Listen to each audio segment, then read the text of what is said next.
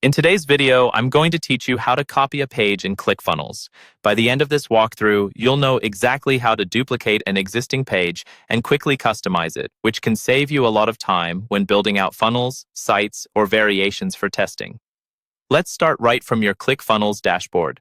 Once you're logged in, look down to the bottom left corner of the screen. You'll see an option labeled Workspace Settings. Go ahead and click on that. This is where you manage many of the global settings for your workspace, and it's also where the pages area lives. After you open Workspace Settings, look to the menu on the left-hand side. In that list, find and select the option called Pages. This will open up the main Pages management screen for your workspace. On this Pages screen, you'll see a list of all the pages you've created.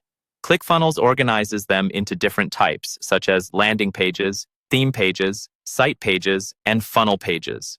At the top of the page area, you'll notice navigation tabs or filters that let you switch between these different page types. If you know you're working with a specific kind of page, like a funnel page or a landing page, it can be helpful to click on that tab first to narrow things down. If you have a lot of pages and you're not sure where something is, you can use the search bar.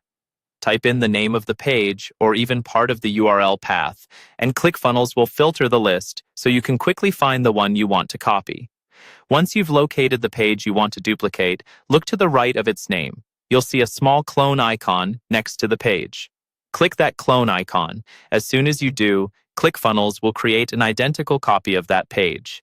This cloned version will include the layout, content, and most of the original settings, which is why cloning is such a useful shortcut.